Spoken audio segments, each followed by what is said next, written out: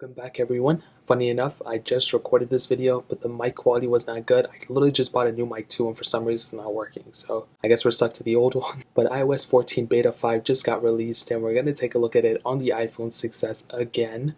And what I can tell you is that these betas have been getting better and better with each update. And that's a probably, thing that makes perfect sense. But sometimes, as you guys know, and I've covered tons of betas on my channel, and sometimes they're hit, sometimes they're miss.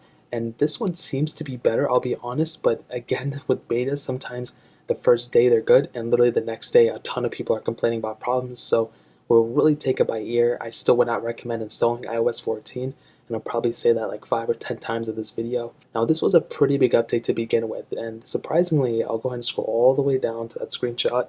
As you can see, it's 1.13 gigabytes, and that's a huge update in my opinion, especially for a beta that didn't even have any like big, UI changes as far as I know.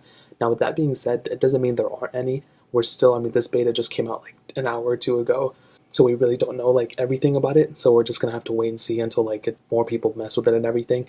I wasn't able to see anything that stood out too much. I feel like there's probably new widgets. I feel like that's something that changes all the time. I'll go ahead and let you guys kind of see through the widgets. I don't think there's any changes.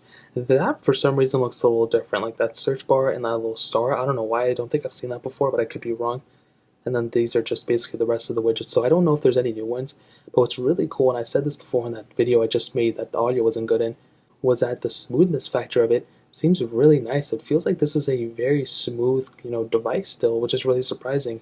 Usually with older devices, this thing came out in 2015, it still feels like a pretty smooth device for the most part. It doesn't feel that slow. It kind of feels like my Google Pixel 4a, to be completely honest, in terms of the smoothness factor of it. So in terms of that, I really like that aspect about it. What I will tell you though is that I would still not recommend installing iOS 14. It may be smooth, it may seem fine to me, but it doesn't mean it's fine forever.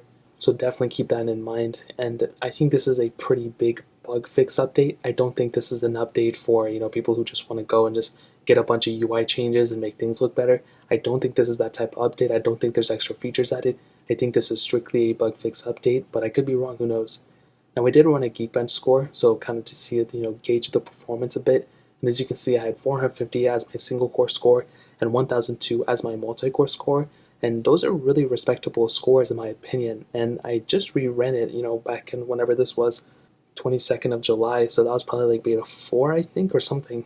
And as you can see, I had 481 as my single core score, so the single core score was higher, but I had 931 on my multi-core score, so for some reason the multi-core score was lower than the current version. So I don't know, they both seem, they're both pretty good scores and they're around the same thing, but it's kind of funny that the scores kind of flip-flop like that a little bit. So in terms of that really pretty much covers it up.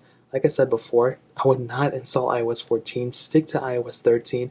On an iPhone 6s, it's a fairly old device, that's still supported, so I would not recommend installing it. I would recommend staying on iOS 14. Look how bent that phone is. I would recommend staying on iOS 14 until it officially comes out, and then pretty much go from there. So that's really pretty much it. If you guys have any other questions or anything, let me know in the comment section below. Hit the like button, that would mean so much, but definitely hit that subscribe button.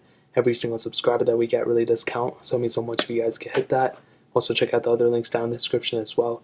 My Twitter, my Instagram, my second channel. More important than everything else, I love every single one of you guys. Hopefully I'll catch you guys in the next video. Peace out till then.